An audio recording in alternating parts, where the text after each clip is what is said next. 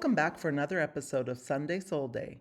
Today we have the queen of crushing self-sabotage, Dr. Kristina Driskill, CEO and founder of Gilded Within LLC. She is an international opera singer turned transformational coach and business consultant for online entrepreneurs, creators, and service providers who are struggling with feeling successful in their life and businesses. Let's welcome her to the show. Welcome to Sunday Soul Day, Kris. Thank you so much. Thank you for having me. It's an honor to be here. Absolutely. I am so excited to have you on and having this conversation. I just loved when we connected, and your background is so incredible. You've had such a journey, going from, being an opera singer to coaching.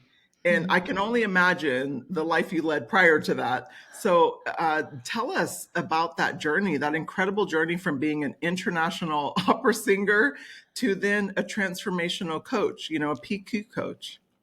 Yeah, sure. I built my career. That's what I intended to do ever since I was a little kid. That's what I decided I wanted to do. I wanted to be an opera singer, and then I decided that's what I was going to do.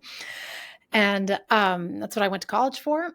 And I was doing a lot of performing, and I was singing all over the place. And I ended up going through a really sad divorce.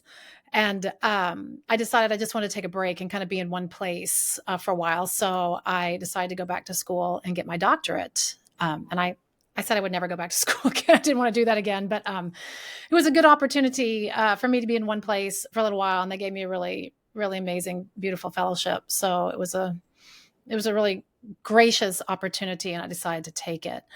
But while I was there, I really fell in love with teaching. And I fell in love with the opportunity to give someone knowledge and then for them to go out and do something with it. And that just felt really, really special to me. So after I ended up finishing that degree, I was still performing some, but I decided I really wanted to focus more on teaching. And I started teaching in a summer opera program, and I started teaching at a university.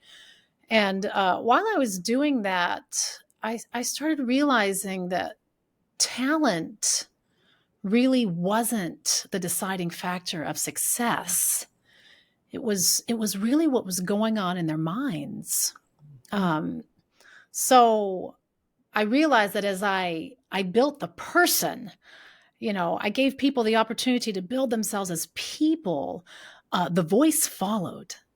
Yes. And so I became very fascinated in the psychological aspects of doing cultivating whatever kind of talent or whatever kind of work that someone was doing. I became certified in social emotional arts, which is similar to being a psychologist, but without treating or diagnosing in that way. I did my doctoral dissertation on performance anxiety and how the brain works. And I really started teaching from that aspect. And, students started coming to me for all kinds of things. They would show up to my studio asking me, for advice on everything, and it was just because, they felt like their lives were changing because of the work we were doing, not just their voice, but their lives. And I just realized, I have a bigger calling than what I'm doing here. And so that's really why I started to transition away from teaching in a traditional sense and moving more into coaching. I wanted to have a greater impact and a bigger ripple effect in the world. And I really couldn't do that within those systems. Mm-hmm.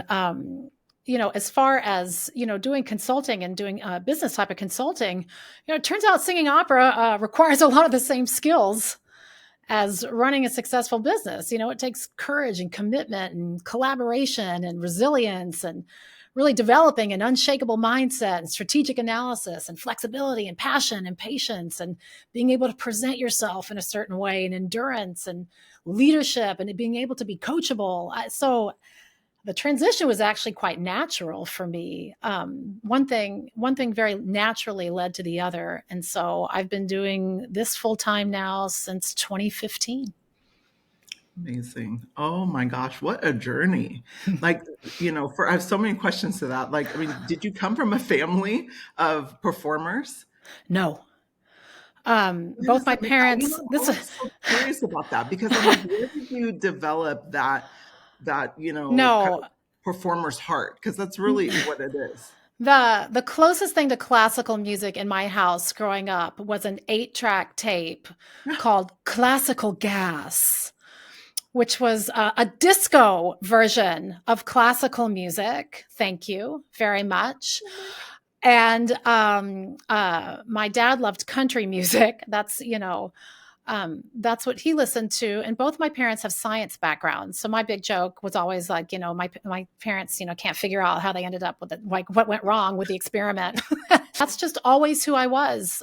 Always creating things, always very drawn to creativity, always doing artistic things, always singing. I loved singing. I loved listening to music. I was in the 7th grade. Someone gave me a cassette tape of Kiri Takanawa singing, soprano arias, like opera's greatest hits, the soprano, and I was hooked. I absolutely fell in love with it, and I said, "That's what I want to do."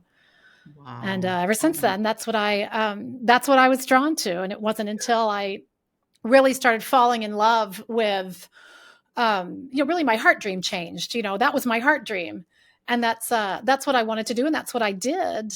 And then my heart dream changed. It really became about seeing that joy of growth in others. I love that. I love that. And it's so true. It's like you were almost like an athlete of the voice, right? Indeed. Like and I find that like athletics as well translate really nicely to entrepreneurship because of all those things that you named. You have to be resilient, you have to be focused, you have to, be consistent, like you have to be coachable. Like all of these things like are really great for athletes too, to make that transition. But I love what you said, like your fascination with the mind, because I too believe everything starts and ends with the mindset, Yeah. like when I'm working with clients as well. And so I love that you went in and you seem so like very detailed focused, like when you get fixated on something, it's like I'm going to go in, I'm going to learn more about that. Have you always been Absolutely. been like that? Yes. Yes. I've always been meticulous, and I think Yes. a lot of that comes from. I think it's always been who I am, but I think a lot of it also comes probably from being in that world. Yes. Opera industry is very Very particular, meticulous. very opinionated, very meticulous, and there's a lot of pressure to be exact. And so, while I don't think that's a bad thing, Mhm. and I think it can be very useful. I think, an eye for detail and being meticulous and excellence are fantastic. When we get into trouble is when achievement becomes hyperachievement, when, meticulousness becomes obsessive compulsiveness, when, trying to, have something be exact becomes a quest for perfectionism, which is quite elusive. And so when it turns into that, and that was something that I struggled with and that I had to work through myself. I was very much a perfectionist, very much a I was going to ask um, that. a person who was not okay with being wrong, Mm. was not okay with making mistakes, and it made me angry. Not at other people, but at myself. Yeah. I could feel it, in myself, that anger and frustration of not being that perfect, whatever that I was doing. And, it wasn't until I really started doing that research about how the brain works and kind of getting into, some more of the deeper work that I did with the mind that I realized what, how much that was holding me back. And the irony, of course, is that most people, move their mind toward perfectionism as a way of moving forward, Mhm.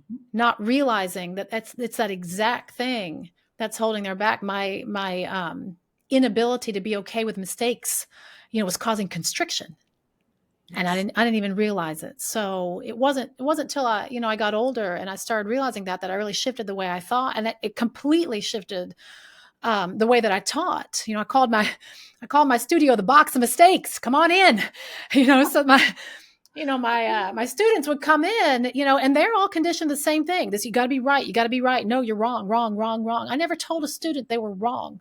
Yes. I never told a student no. If I did, hey students, if I ever said to you, I'm sorry, I certainly wasn't my intention.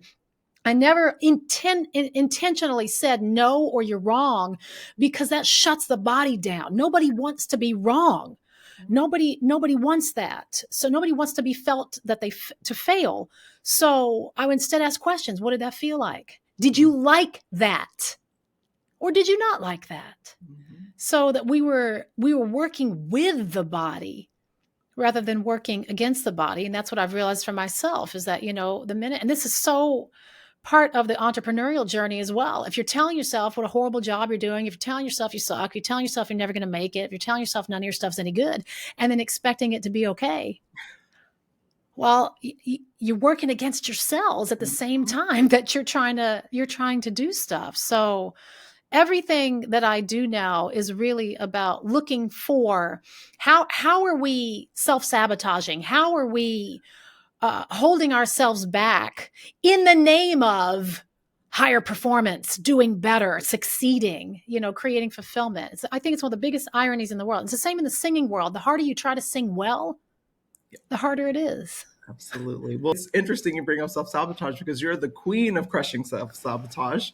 And That's right. and I love that you gave yourself that name. Like, where did that come from? Because what I'm, fascinated about too is like, during this time, during this transition, we all have so many transitions that we go through. You were transitioning out of a very difficult marriage too, and tell me a little bit about that. And did that kind of come from that? Well, it's it's come from all my relationships, if I think about it. You know, I started noticing that, that was going through divorce was sad. And, the relationships that followed that, and even in my current marriage, realizing that when there are difficulties and the things that I was seeing, that I really needed to look and see where I was the common denominator. And so I started really looking not at the things that happened or the circumstances of the relationships, but what was my part in Mhm. that? And where was I creating energy that was not giving, the relationship an opportunity to be its best? And I always kind of describe relationships, as a three, it's like a triangle, and on the bottom on one side is one person in the relationship, and that's them and their personality and their life and their dreams and goals. And on the other side is you, your personality, your life, your dreams and goals. And at the top there is the relationship itself. And if you are trying to get the other person to do what you want, and trying to get the relationship to be what you want, but you're not paying attention to yourself, well, then we have a problem with the bottom of the foundation, don't we?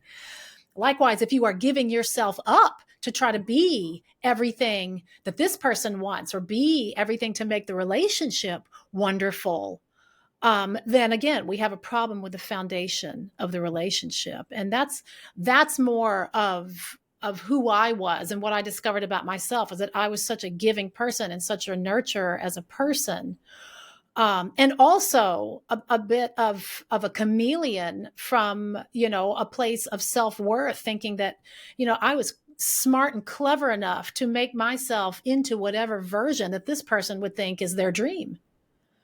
So that was giving me, attention and approval and acceptance, but I was not being authentic to myself in that way. So I was actually sabotaging my own, my own success by taking myself out of my own authenticity and putting it into somebody else's version of what they wanted. And so those relationships they were not sustainable, I think, because of that. Obviously other things as well, but that's my part. I feel like that was my part.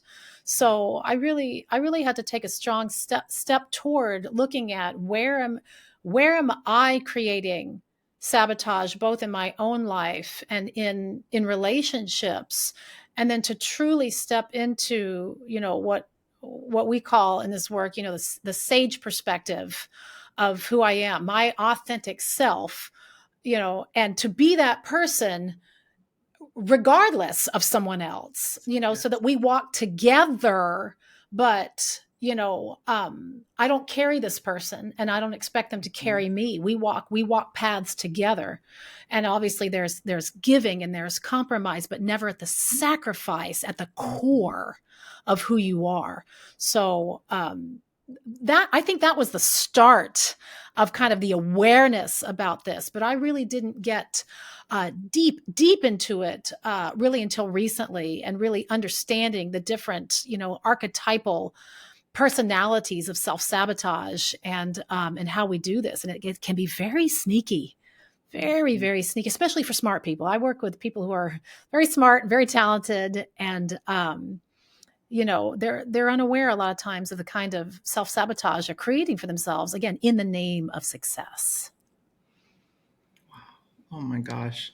You said so much there, and a lot resonated with me too. And I think, like, in relationships, especially, like, using your triangle, method, it's like you're either showing up as your authentic self and then maybe it doesn't work out, which to me, that's the best thing, and it's a gift for everybody. Yeah, if it's Um, not a match and you're being your authentic self, then match, it's it's just not not a a match. match. It's Yeah. just not a But match. I've also been the giver, giver, giver, and kind of push my needs down until it became like I can no longer push them down anymore.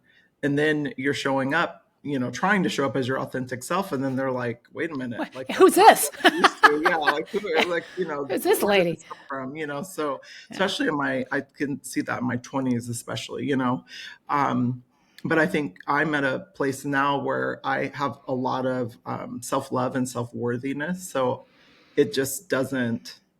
I'm okay with, like, that person not liking, or like my worth and worthiness and self-love isn't dependent on if someone likes me or wants to be with me, so Exactly. And it's just the growth. willingness to give somebody else the opportunity to have their own experience without needing to make it okay, or to make it a certain experience. That if they're unhappy or unsatisfied or angry or whatever they are experiencing, that Yeah, is that's okay. that's okay. Exactly.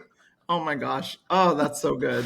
Well, you talk about, the different archetypes, and you also do kind of like a money mindset. I think it's called the 8 money archetype. Like, tell me about that, because I was so fascinated about that. And how does our subconscious belief around money impact kind of the ability to create financial success?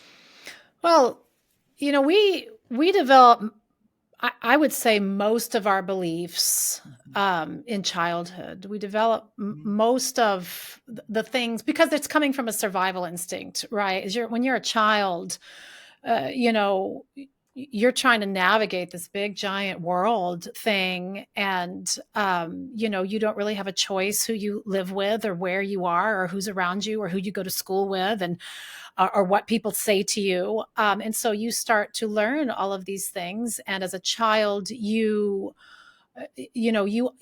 believe that the people who are taking care of you and that are authority figures, your teachers, society, parents, perhaps even, siblings and family members, that they are what they are telling you is true. Mhm. But of course, as adults, we realize that what they are telling you is based on their beliefs, which may or may not be true, just like the beliefs that we have now as adults may or may not be true. And if you start to do this kind of personal development work, you start to find out pretty quick that there's a lot of beliefs in place that aren't true. And money is one of those fascinating subjects because it's such it's such an important part of how our world works. It's just what we have decided as as humans. This is how we have decided to exchange things and to create things and exchange things in a way that demonstrates value. We develop these beliefs as kids around what money is, what money means, what it means to have it, what it doesn't mean, what it means to not have it, um, to be, proud of it or to be afraid of it, to be angry with it. And so, based on what we heard people say or what we saw in society, we started to develop these beliefs. I grew up with the belief that, and I always, my dad, most wonderful, most amazing person, and I always wanted my dad to be proud of me. I always want to do things, to make my dad proud. And my dad was, very fiscally conservative. So if I could save money, if I could do something that, was something that was financially responsible, or get a bargain or whatever it was, I was, very proud, because of that, because I thought my dad would be proud of that. So I grew up. I mean, I was a little kid, so I grew up with that mentality, and as an adult, that turned into, this very interesting kind of like fear of spending. To a certain point, there's a difference between financial responsibility and financial constriction. Yes. So if you're gonna build a business, or you're gonna do something to better your life, I mean, money is a two-way street. It's energy. It flows. You can't have a one-way street. You can't be attracting money while you're also repelling it. You can't be bringing money in while you got a big wall up saying nothing gets out. You can't say you hate it. You wish you didn't have to deal with it. Money is evil. Any of these things that we learned, or started to grow up thinking about, and also say, oh, money, please come to me. Come be in my bank account. You can't do both of those things. You're making, money energy confused. And what does what does anything that's confused do? Nothing. Thing. And so that's what ends up happening. We start developing this fear-based energy around money that constricts our ability to have flow. We have to be willing to let money out freely, not irresponsibly, but freely in a responsible way, in order to bring money in a wonderful way. So this is kind of what this money archetype work does, is helps us identify what are our archetypal beliefs about money, and how is that affecting our ability to flourish financially. And the really interesting thing about money, especially as a subject in money archetypes, is that people find that how you do money is how you do everything.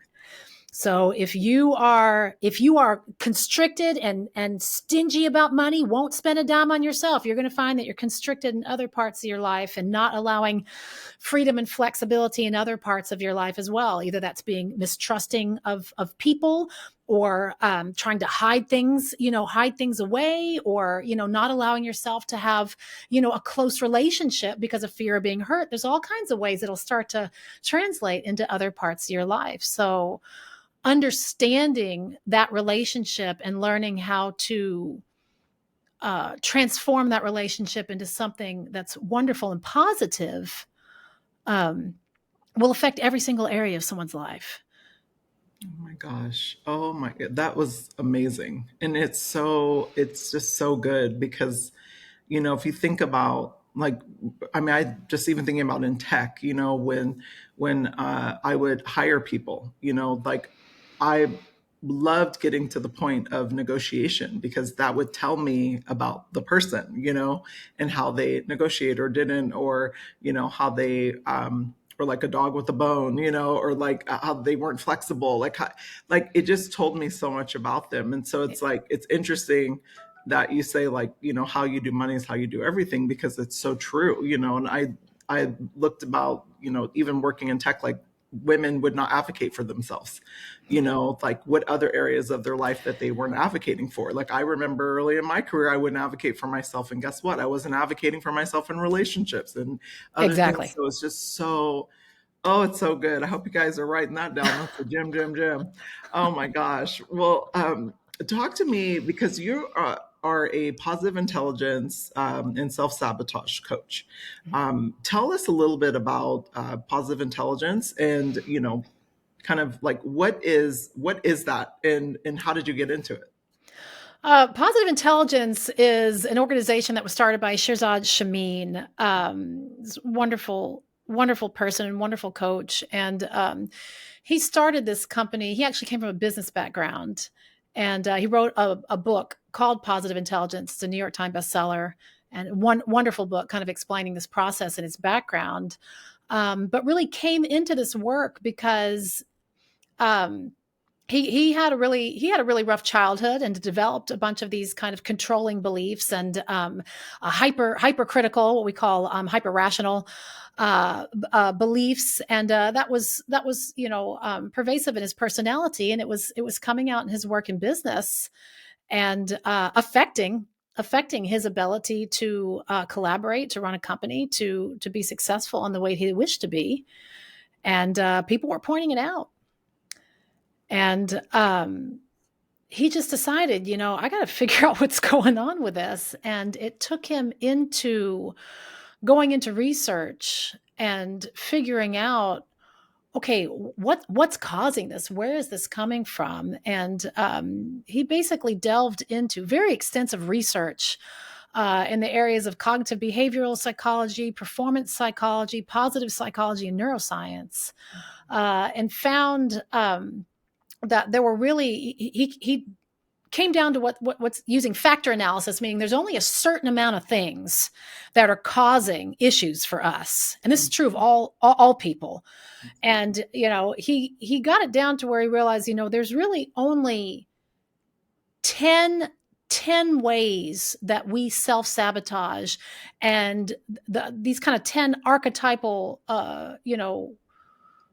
characters, you could call them. I made them into characters. I and they are things like hyperachiever, hyper rational, hyper vigilant, controller, stickler, avoider, victim, and the big one, the overall arching one, the judge, and a few more. And that these 10 ways were responsible for all of the pain and suffering that we create for ourselves. All of our negative feelings, all of our shame, blame, guilt, anger, frustration, disappointment, criticism, were coming from one of these 10 forms of self-sabotage. And then he also figured out that there's really only a few things that we need to do to get over to different parts of our brain. So these negative emotions that come from these kinds of forms of self-sabotage are formed with certain parts of the brain. They activate certain parts of the brain. And where our positive thinking, our innovation, our creativity, our ability to explore, be curious, be empathetic, to have clear laser focus, to be calm, those come from other parts of the brain. So this is where, my smart people kind of, have difficulty because they expect themselves to just switch over from one to the other. And that's just not the way the brain works. You just don't, teleport from one part of your brain to the other. You travel by neural pathway. So, in our lives, growing up, if we've developed these beliefs that support these kind of survivor brain based beliefs, which all come from fear. They're trying to protect us. That's why we can't be mad at the saboteurs either. They were developed by us to try to protect us and keep us safe. And they will try to convince you of that to this day. Hey, you need me. You need me to push you. You need me to call you names. We need you to push you down because that's going to buck you up and get you, ready to, stronger so that you can keep going. So it will try to convince you that that's the best way to succeed. He developed this system, and it really is about, one, identifying and recognizing the saboteurs in yourself. Two is learning how to build neural pathways in your brain so that you strengthen the parts of your brain that are used for those positive attributes like creativity and empathy and innovation and exploration and navigation and activation, so that you're actively able to use that. But you can't use it if you don't have strong neural pathways to get over there. Your brain is going to use whatever the strongest highway is. So it's gonna, if you've been trodden down those roads of negativity, familiar highway. Yep. Yeah, if you've been, it's gonna go, hey, why would we try to cut through the woods over here? We got a perfectly good highway right here.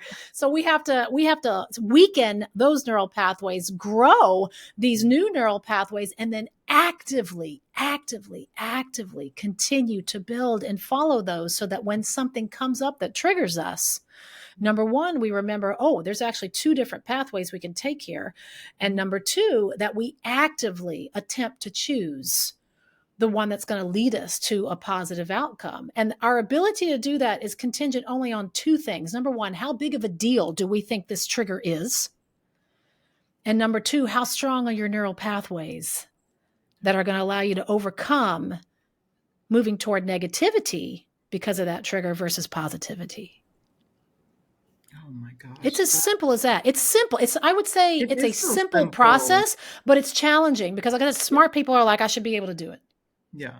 No, but it's so, I love the simplicity of it. And it's, so interesting because I love the book Return to Love by Marianne Yes. Williamson. I know we talked about that before, but she really talks about the difference between living in fear and love, Mm. and so much of us, I mean, even if you think about our thoughts, we have like, what is it, over 50, 60,000 thoughts a day, and the majority of them are Oh, yeah. negative, and a lot of it is fear-based living, and not living more presently in love. And until we can kind of be in that present moment, I think that's where you can start to add in those, better habits, if you will, it's just, I love that simplicity of it. How long have you been a positive intelligence coach?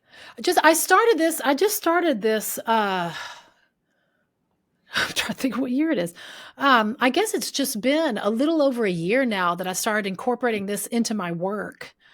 Um, another coach made me aware of it, and I originally just thought, oh, this would be good stuff for me to know. Mhm. It'd be interesting to me to learn. I'm always interested in growing my own knowledge base and learning, as much as I can to make sure that I am bringing as much value to my clients as I can. What I did not expect was for it to be such a life shifting Hmm. experience. Uh, and so once I went through the training for that myself, I just decided this is something I want to incorporate into all of my work. And so I do now. That's very, very much part of the coaching programs that I offer. Just because I've seen what a meaningful change it made in my life, and also in the lives of my clients who have been through it. You start to do the exercises, you start to do the practice, you start to become more aware. First day you don't really notice anything, second day you don't notice anything, the first week maybe you don't notice anything, you're just becoming aware. But 6 weeks later you start to notice, you get less upset about certain things that used to bother you are not that big of a deal anymore. Things that are challenging for you, you actually see with a different perspective. You're lighter about things, you're Mhm. calmer about things.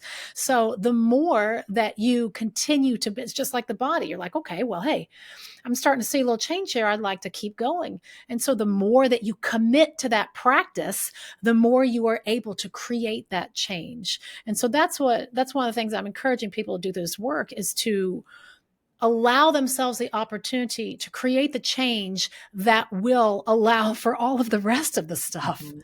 to happen. Because if that is aligned, if we are able to, and three things I always say that I want to help anybody, myself and anybody else included, bring into their life and business are ease, fun, and flow. Let's make things easier. Let's not make it so complicated. Number two, let's make it fun. I mean, life was not meant to be, a ball of suffering. I don't think anybody signed up for that. Yes, I would love to have a life full of suffering. No, and flow, like, so that we're just continuing to move in such a way that feels amazing and wonderful. So Mhm. this is, to me, one of the most tangible ways to create ease, fun, and flow. Because it goes beyond the knowledge. You cannot do this just by knowing it. You must actually practice it, and to And practice that's it in and to everything, embody it. right? I mean, it's like, Exactly. I talk to my clients about getting your reps in. It's like, it's similar to working out. It's like you have to work out every aspect, all your senses, Yeah. all of them. And for me, like, I became a lot more present by doing energy work, Yes. and that really helped me tremendously. And and also mindfulness and meditation, which I know is a huge practice for you and also with Indeed. your clients. Like those things kind of help me get a lot more centered, within my body, as well as like years of, practicing yoga kind of off and on, and all these things that I do. But for me, it's always been around energy, because I think like we store a lot of those beliefs, though, that energy that we carry from years, and the body keeps the score. It's like that beautiful book, and so it's just I love that you are really bringing that into your practice. I'm so curious about it, and I have another friend who's also a positive intelligence coach, Oh, and nice. and so she was telling me all about it as well. So it's something I'm definitely going to be looking into. It's just I love it, love everything that you're saying. So well, talk to me about kind of your because we mentioned mindfulness and success. Like, what are your practices around kind of mindfulness and meditation with your clients, and how do you incorporate those practices into your coaching to kind of help them stay present, stay aligned with their goals?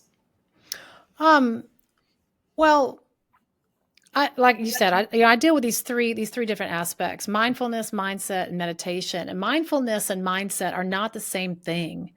Um, mindset, is really, you know, a conscious decision to have a perception, and decide, put that into your reality. That is your mindset. You consciously choose what you want to put into your reality. Mindfulness is non-judgmental awareness, right? And when you think about, like, well, which one comes first, the mindset that says this is the way we want it, and or the mindfulness about the awareness. And I believe it has to be mindfulness, because if you're not aware, how can you make those shifts in the first place? So the first thing I always talk about is mindfulness. It's always about awareness, and about bringing awareness into your consciousness. What are you doing? What are you not doing? What is going well? What is not going well? What do you want? What do you not want?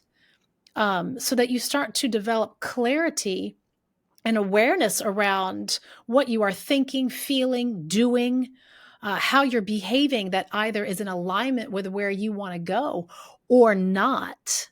I think oftentimes people are just not aware of that. So if I'm aware of what I'm doing, if I'm aware of how I'm feeling, then I'm also aware of what I'm not doing, what I'm not feeling, and I can make a choice. How do I want to do this? And I also find a lot of times with people who, smart people, high achieving people, um, that mindfulness requires slowing down. Not always, but It oftentimes, does. and that leads to quality over quantity, That's good. because there's nothing wrong with quantity, but when we start to sacrifice quality, we start to lose awareness. We start to lose ourselves in it. And so, I'm consciously always bringing that to the forefront. Looking for, where are we where are we losing attention? Where's our attentional focus going, and where do we need it? So, So good. constantly staying in awareness, and then also, like, relaxing. Mhm. Mhm. Like, you can't access your creative energy when you are constricted. You can't access, your brilliance and your brilliant ideas, if your brain is in survival mode. You just can't do that. So if you're just running off of fear-based thinking, then you're gonna have constricted access to your brilliance. So, That's you know, oh gosh, that's so good. That's so good, Kris, because it's such a great reminder, not just for entrepreneurs. I know you work with a lot of really successful, entrepreneurs, but also like just within a company dynamic, like, absolutely. as the, I have two companies, the Craig Network and Leveled Coaching, but they work in partnership together because I'm, coaching individuals as well as teams, but Sure. also, working with the organization to scale it, and make sure all of their HR policies and practices are, in alignment to their Sure. goals, right? And so, but I see it, so many times in organizations where there's no room for pause or for rest, and even carving it out in your day to give yourself time to think. Like, I would see managers, myself included, with just loaded calendars, full of meetings. Like, okay, when are you having time to process, when you're having time to be creative in there? Like, so it's so that is just such great advice, and it's such a great learning for me that I had to really build my muscle around, is pausing and taking time for myself unapologetically. Yeah, I was about to say, let's add in Unapologetic. the Yes. guilt factor Unapologetically. that so many of my clients have Yeah. spoken about, that, I'm afraid to take a Mhm. break Mhm. because people are going to think that I'm lazy. People are going to think I'm not productive. I'm not going to be able to get all my work done. But you know what? The work is always there tomorrow. So let's make sure you are too. Yeah. Oh, so good. I still that one. Love that. So, but Yeah, we it's just forget that so if true. you fall apart, none of that work matters because No. all of that is contingent on you being well and you thriving. So if you want to do wonderful work, if you want to be productive, if you want to be successful, you have to be whole and Yeah. intact and fulfilled. You don't do all that work so that you can be those things. It doesn't work that way. No, no. And it's That's really filling your cup back up, and I indeed. think like we're constantly serving, this is like one mission with Leveled Coaching. It's like I want people to we're already whole, right? But what happens is we become a fraction of ourselves based on all these things. And so it's like now you got to get yourself back, find your pieces again, so Yeah. then you can feel more whole, right? Because even though we are whole, we don't feel whole. And so we're serving from a very depleted version of ourselves. And so I'm like, and I was one of them. I would serve from my glass was like on E. And it was so easy for me to pour into others, not allowing, or even having a space for anyone to pour into me. I'd look around and I'd be like, wait a minute, what about me? But I was so programmed and conditioned as an athlete, and I think this is hard for athletes too, is like push through it. You'll get your second wind, you'll get your, Sure. so it was it's a fine line for me. I'm constantly paying attention to it, but I'm a lot better today at just pausing unapologetically. I'm like, I don't care what's going on. Well, and I think where a lot of that comes from, like I said, if you think about, uh, performing like I did as a singer or performing like you did as an athlete, that, the goal is to quote unquote win, right? But why is that so important? And it all boils down to acceptance approval. As that if I win, people will think I'm good. People will love me. People will give me attention. And so if I'm using that as a way of fulfilling myself, it's never ending. That cup will never be full. It's a bottomless pit. And the minute I win, that feels good for a second, but I need to win again because I'm relying on something out there to fill me up, to make me okay.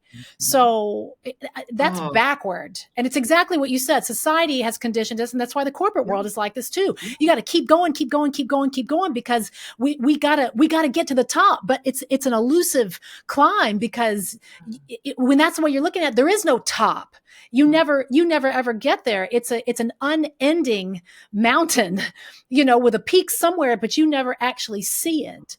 So when you think about athletes, right? Like that, stop performing, and then they slip into depression. or Yeah. they, That's because you were discussed something dependent. Yeah. because Depending they were on something dependent out on that. there Exactly. to make this Exactly. whole, as you said, to make this feel like it's okay, it's doing well, whoever, my family member, society, my fans, whoever approve of me, say that So I'm doing a true. good job in life. That has to come from within us. And that's so much of what I do in coaching, because Mhm. if you're not doing that, then it's nonstop. It's not like you could never do enough. You never think that work should end. Your work ends up invading your personal life. You don't even have a personal life. Mhm. You can't take a break. When you're at work, you're so afraid everyone's going to think, that you're not doing what you should be doing, or that you're not doing enough. Imposter syndrome. All of these things come All of from these things. that. They all come from that lack of understanding, as you said, that we are already whole, that our Mhm. our ability to create success and fulfillment simply because we exist, that we are worthy simply because we exist, and that the rest is just stuff to play with. Yes. That is stuff to say, like, hey, let me go out there and see how many awesome things I can do. That's great. That's called, the pursuit of excellence. There's nothing wrong with that until the pursuit of excellence becomes the contingency factor for whether or not I'm okay, for whether or not I'm a good person, for whether or not I'm considered successful. Now it's a problem. But when I take that off the plate and I know that I am already that person, I know that I do not need anything out there to make me whole and beautiful and worthy. I don't need that. Then I'm set. I'm already set. So when I reach out to a prospective client, or, meet a new person, or try to reach a goal, then that, to me, I said, that falls into that realm of ease, fun, and flow. That becomes something joyful for me instead of something that feels, attached to frustration or anxiety or drive in a way that's negative. Pushing force. Because Mhm. I need it. I need to get that, or I failed. I'm not okay. Oh, that's so good. Tell me this because I'm curious. Like, how would you define success? I would I would define success as a consistent experience of happiness, harmony, and health. I think if I have more happiness, harmony, and health in a day than not, it's a successful day. That is so good. Oh, I love that. I love asking this question because I get, you can imagine, so many different answers, Yeah.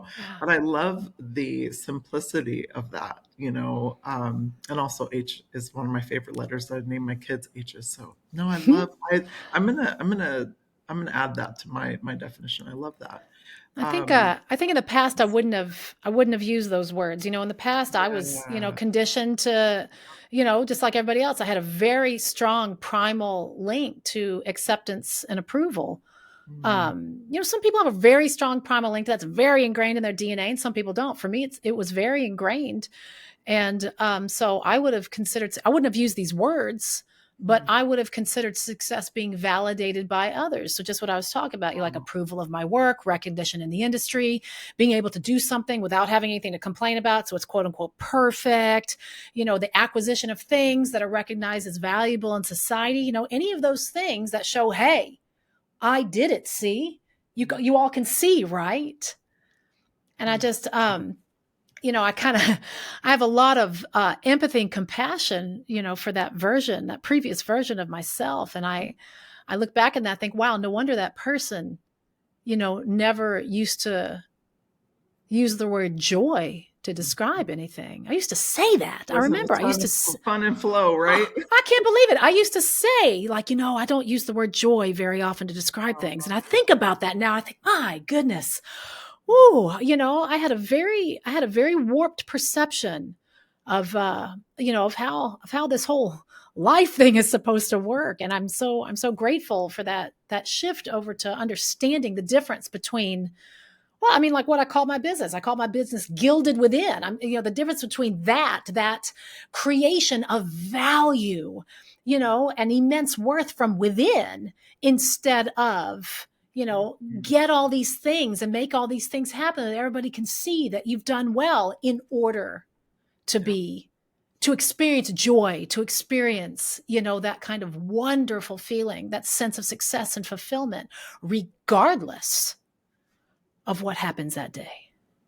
See, and it's so I love that you have empathy for that version too, and also just looking at your growth is so beautiful, because it's almost like I feel like the our purpose is in our journey, Mm. and you're able to really help people who are probably in that same space, that same heart space, looking at success through that lens. And, a large part of that, I'm sure, was your world you were in, your environment, your that world was very much like that, as an opera singer, so Well, and as everything, as a kid who had very high self confidence but very low self worth, I don't begrudge any of my experience. I've had a lot of tragic experiences in my life, and I don't begrudge any of them. I'm very grateful for every single one of them, because number one, they're part of who I am. They've informed who I am today, and they are still part of who I am. So to try to exclude love from those parts of me, or to exclude love from myself, loving all of who we have been and who we are, I think is necessary for understanding fulfillment, and understanding that it's okay, that you don't have to pretend that those parts of you don't exist, that they need just as much, if not more, love than the rest of you. And like you said, if I had not had those experiences, how could I have been as understanding uh, and as valuable as a coach, um, than as I am now. I'm very grateful for every single experience I've had, not just the good ones, not just, or the ones I would label as good. I don't really use the labels good and bad anymore. I think we are taught good and bad to teach us a very quick way to organize thoughts in our mind, yeah. and dismiss thinking about them. And so, I think it's a way of avoiding thought provoking. And instead of thinking of something being bad or good, I get curious about it. I like to just be curious and non-judgmental. No, and I think it's so beautiful what you said, and it's the difference. There's a lot of people that have gone into coaching, right, and they are kind of coaching from an intellectual space, right? Like they're regurgitating the knowledge that they've consumed, and they're maybe practicing it in their own lives, but it's I feel like the most impactful coaches are the ones that are coaching from an experiential place as well, on top of the intellectual.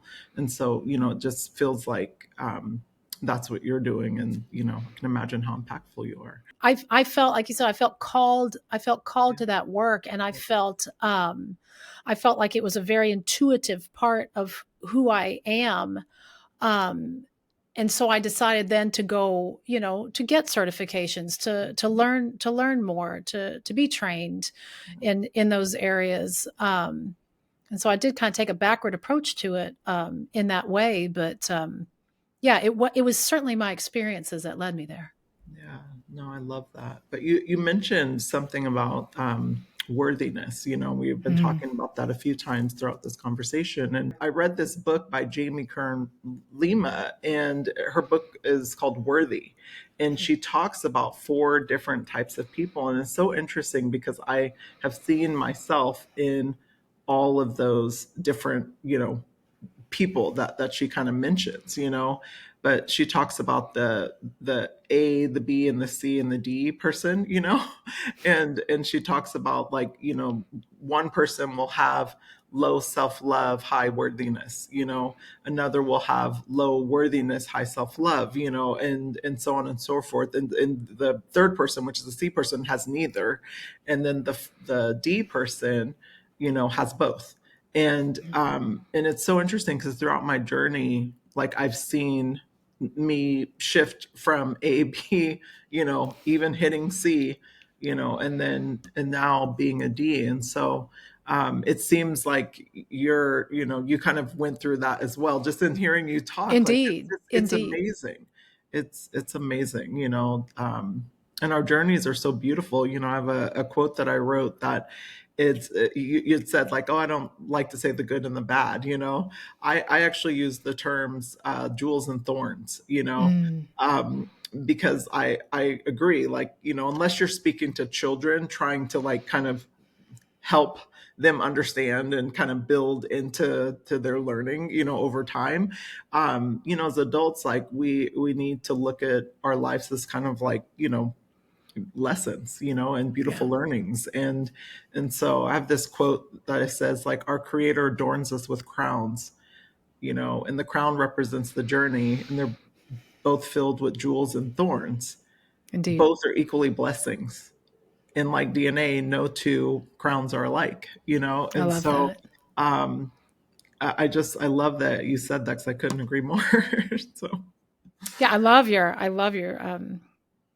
perspective of that. I love, thinking about, the crown as always being both, yes, and yes, yes. the gratitude we can have for both as opposed to only one Equally or the other. blessings. Yeah, I love it.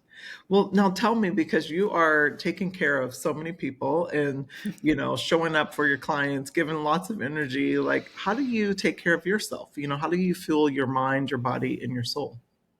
Well, I pay a lot of attention to being in constant communication and relationship with the four realms, that mental, emotional, physical, and Mhm. spiritual. So I'm always going around that wheel and checking in with, and this is one of my conscious reality statements that I say to myself all day. Like, I put my physical, emotional, mental, and spiritual health first. So I'm always checking that wheel and going around and checking in with the health of my thoughts, Mhm. the health of my emotions, the health of my physical being, the health of my beliefs, the health of my energy, and checking in with those. Am I over giving without having recovery time? Am I under giving and hiding away and taking more time than I need, and I need to bring that up to another level? So always checking in with the balance of those four realms. I also I hold my time as sacred. Mhm. I've a I've had a lot of fun delving into my relationship with time this year, and I broke that relationship. How so? Um, well, um, time is a form of numbers.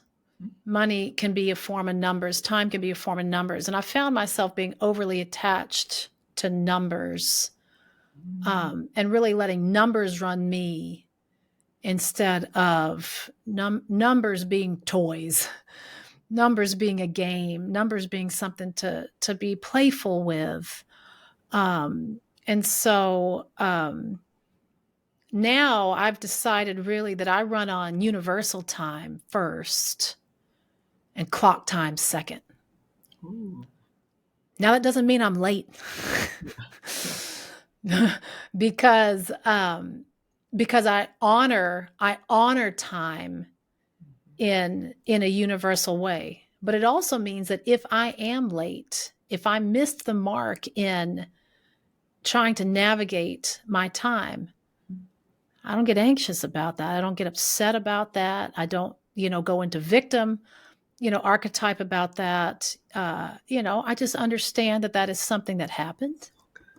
And so it's just something that happened. It's not worth that, you're not going to change that. So in becoming constricted because of, the clock time, as opposed to having it stay in that state of ease and flow.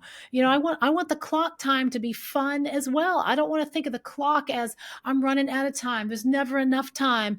Oh, where did the time go? I mean, what kind of relationship with time is that? It feels like you're constantly at a loss, constantly at a lack. And I don't choose to live that way. So I go by universal time now. I feel like I have all the time in the world all the time. So because I'm looking at it like that, time is now completely expansive to me, and the clock is just there to tell me when to show up, for things that I would like to show up for. And I choose to show up with joy when I commit to something that's on the clock time, because it came from the inspiration of universal time. So I hold time as very sacred. And I put boundaries in place to support that. So I always want to make sure, and really those boundaries for the most part are with myself, that I only do a certain amount of something before I do something else, or I stop something at a certain time, realizing and recognizing, hey, it'll be there tomorrow. We are programmed, to want to solve problems. We are programmed to want to do some form of work. We are not programmed to want to sit in a chair and do nothing all day, every day. We're not programmed for that. So I don't want to ever run out. I don't ever want to run out of things that I want to work on, and things that I want to, want to do as work, So there's boundaries around that so that it doesn't become my entire life. There's a balance to be had. Like I said, the whole point is enjoying life. So you want to have different parts of stuff. It'd be like saying, here's your food, and this is the only food you get, this particular thing, and that's all you get for the rest of your life. It takes the variety of living. It's like you're limiting the living experience when you do that. So Well, it I goes want to make back to sure that, your fun, and flow. yeah, But yeah, I I'm want. gonna add another word. It's like freedom. Add Yes, another F word. It's indeed. the Yeah, and freedom. that's the first thing. If you look at my website, it's the very first thing it says, Yeah. find your freedom. Yes. That's exactly where that comes from, I love is that. realizing that, when you're constantly, flourishing in all areas of your life, that is freedom. Facts. And why would we wait? We have this kind of mentality. Again, I think this is societal conditioning, that like you should work so hard so that you can have freedom later. Now, I'm not saying that you don't, work from a place of excellence. I'm not saying you don't work passionately and diligently and in a highly focused way when you do work, but to say that you should work hard so you can get to freedom and fun at a certain point. Well, what about now? What Yeah. if you don't ever live to that point? I want to have both at all times. I want to feel wonderful and free and successful and fulfilled today as I continue to work toward the things that I want to grow my life into. I don't want to work and work and work and do nothing else so that maybe one day I can experience that. I want to bring that in now. Well, and our So I have. society trains us to think that, right? Well, Like an exactly, employee, exactly. That's it's like you and work, that's what I mean. work, Yeah, work you have until to you're 65, and then you you have to can. be very aware of what you've been taught. You have to wake up and start to look around and wonder, is the way that I'm doing this whole life thing, number Mhm. one, is this the only way? Spoiler alert, the answer is no. Nope. Number two, is this the way I want to do it? Yeah. And if that's not the way you want to do it, then it's time to make a change. And the beauty So is you can, like it's interesting you use everyone time. can. Like I actually changed my relationship with energy. Hmm. And so like I'm constantly measuring not time but energy, and like what gives me energy, what's depleting me, and more importantly, is that true, right? And Indeed. am I letting my habits, creep in? Is that why it's depleting me? So I really build a lot of kind of boundaries around around energy and Everything is energy. You are energy. Everything you're thinking is energy. Everything around you is energy. Me and this pencil are exchanging atoms right now. yes, Like we can't see it, so it doesn't seem like reality. But that is the science of it. That is the reality of it. So every single thing that we are sensing, everything that we are doing, everything that we are thinking is energy. So your relationship with energy, your awareness of energy, your understanding of it, and your command of it exactly. is essential. It's Mhm. absolutely essential for anything that you want to do in life, regardless of what it is. Yep. So true. Oh my gosh. I love that. I love that are first tapped into your four realms and then, you know, the four realms, meaning, in case anyone's tuning in later, it's like your mental, your spiritual, your emotional, and your physical. And then really holding your time as sacred is so beautiful, and I can only imagine that you are also carving out time for yourself, whether it's in the morning or in the afternoon or. 100%. So I 100%. love that. I Yeah, love. I have a morning success routine, I call it, for myself, that I do every single morning. Like, I don't Mhm, touch email, I don't touch text messages, I don't touch news, I don't touch communication that isn't joyful, mhm. at all, until I have been through my success routine for the morning, which sets me up. It primes my mind and primes my energy for having a wonderful, amazing, successful day. The very first thing I say to myself every single day when I wake up is, today is amazing. I don't say today is going to be amazing. I say today, because that's in the future. I want to have Mhm. I have just become conscious. Just the fact that I became conscious makes today amazing. Hey, I get another chance at this life thing. That's awesome. So today is already amazing, right? And then I have a minimum standard, for daily care in every single area of my life: body, health, money, relationships, future and purpose, work, everything. I have a minimum standard, and I read them to remind myself, hey, we have a minimum standard. Mhm. I read them and I follow them every single day, to ensure that I understand, don't let your mind start wandering off to that work, work, work, work, and that's all you have to do thing. There's a minimum standard to put in place to make sure that you are flourishing and creating this feeling, within. That's the whole purpose of life: to feel fulfilled, to feel, joyful and wonderful, free, as you said. Yeah, free. Oh my gosh, I love that. I love that. And I love that you called out, like, saying, today is going to be amazing, and it's such the difference in affirmations, Mm, and I think a lot of times people kind of, when they're writing their affirmations, they're putting it out like for the future, yeah, as opposed to today is amazing. yeah. I am amazing, like I love that. I love that. Wow. Oh my gosh. Well, are you taking on new clients right now? Because I can imagine people are going to listen to this and want to work with you. Like, you're just awesome. You are Thank so you. awesome. Like, are Thank you taking you. on new clients? Like, do you work individually? Do you have group coaching? Tell us a I little do. bit. I have both, Okay. actually. I have, occasionally I do have space for private clients. I keep a small roster of private clients because, again, just like we were talking about, I want to ensure quality. That's what's most Yes. important to me, is quality and attention, for the individual.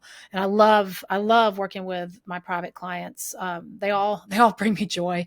I've been very fortunate to attract, people who I absolutely love and feel like family to me, as private clients. And even after we, finish work together, they continue to be a part of my life. I feel very grateful for that. So I do take on private clients when I have space in my roster.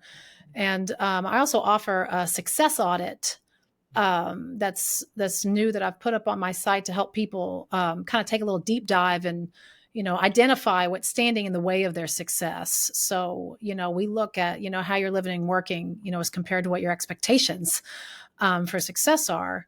And looking at your definition of success and your mindset and your habits and beliefs and your operations, and figure out kind of where the gaps are and then what we can do about them.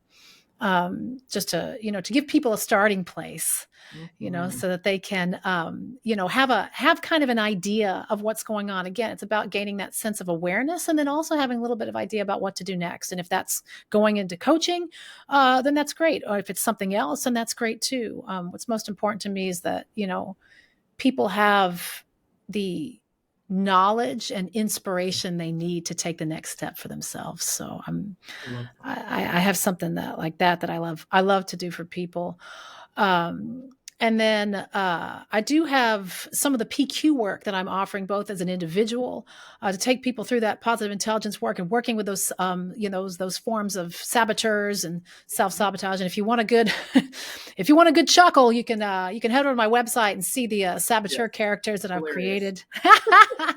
Yeah, and They I are. love your website. It's Thank you. new, and so she It just is. does a beautiful job with it. Thank you. And Yeah, you they're can they're also add fun. yourself to her email list as well, just to follow with her. Give us your website, just so Yeah, everyone. my website is just my name, krisdriskill.com, and you can see those over there. So I do that saboteur work with people individually, and then I also have a group program that people can do called PQ Circle, where whether it's an entrepreneur, a business owner, or creator who has a team and they want to do it with their team, or if they wanted to do it with their family, which is, you talk about powerful experience for people to do together with their families, or just a group of friends, a circle of friends, fellow colleagues that they have, or just dear friends, and they want to do that with their friends, they can do that. So it's a wonderful opportunity to, gather gather a group of people who you'd like to have, a growth experience with, and to do that with them.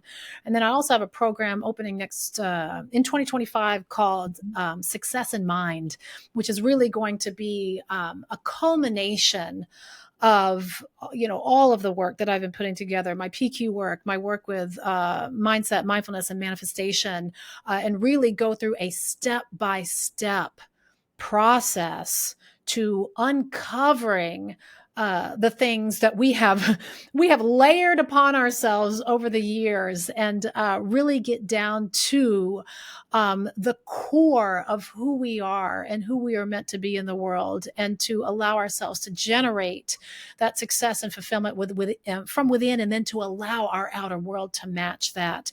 And so I typically work with online entrepreneurs and creators, service providers. But what's most important to me is really working with the right person at the right time. I feel the same way. My coaching is primarily for women, but it's so interesting. I have men that are interested, and so I always say I coach men too, Yeah. because that's who, I'd say God in the universe, put in alignment with me to coach and to be able to pour into. And so I could not agree more. I love that. Yeah, I Well, love I love my men. I love I yeah, do have me too. I'm the same to where I have a largely, female Mhm. dominant roster, but oh boy, do I love my men. Yeah, I love coaching men. I know it's been, all of it has been a privilege for me. Like I coached early in my career, all throughout my career, more so on the career side, right? Career coaching. But Sure. what was so interesting is, like you, it's where we share so much similarities. People would come to me for other things, Yeah. and I think about my friend base. It's like my friend base comes to me for advice, my siblings, all these people, they come to me for advice until, I realize like I can't be that for everybody, Well, and and so that's where, especially, that's if on anyone, the list. people who are listening who are coaches or do service-based work,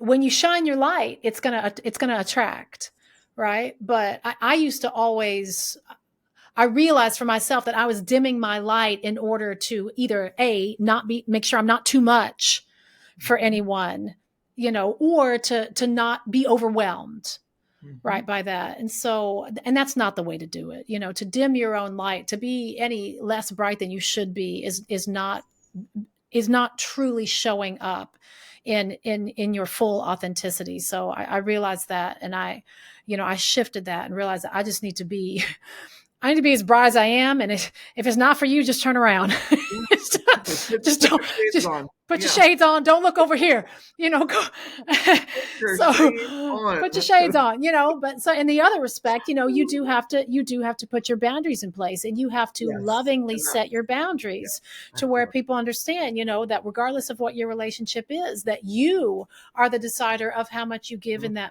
in that moment, or in that relationship to a certain degree. And otherwise, they decide they want to become a client with you, Yeah.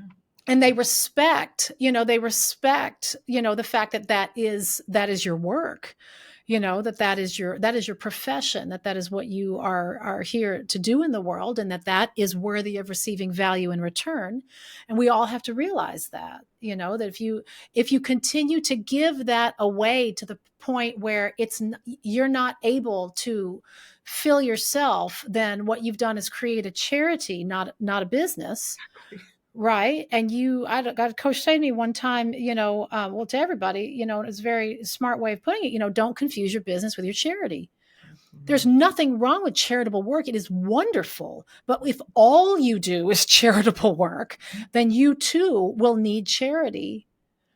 And Big honestly, you're facts. actually not being of service as you thought. Anyone who comes from nurture archetype and has fallen into that trap knows this, that the more that you make, the more you are able to give. So it's not about you making less so that other people are better. You're not helping anybody be better by doing that. You need to ensure that you are in alignment with what your value, the right value is. And that's different for every person. There's no one right way to run a business or to set pricing or anything else, but it needs to be in alignment with your truth, not within your fear. And then that allows you to flourish into a way to where your giving is endless. Yes. And that's how I want to show up in the world. I want to have endless giving in a way that doesn't exclude me, because then I'm the hole in the net. Mm-hmm. So I want to make sure that it's Jim, Jim, all of us, Jim. That is all of us, Jim, Jim. selves included. You have to include yourself. You can't say, I want everyone to flourish. P.S. I'm exempt. I'm exempt. Yeah, You no. can't do that. Or like I said, if we're a fabric, you're the one that put the hole in it. Oh, so good. My gosh, thank you so much. I felt like this was a mini, masterclass talking to you.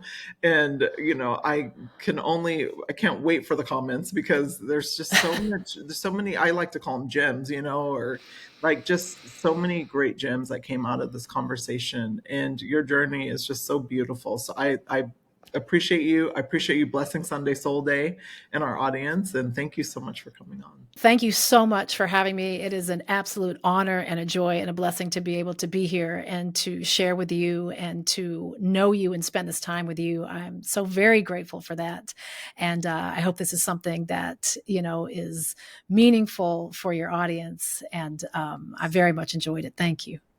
It sure is. Absolutely. Well, everyone, thank you so much for tuning in. And if you could do us a favor, leave a comment, tell us your favorite part about this conversation. And as always, have an amazing Sunday.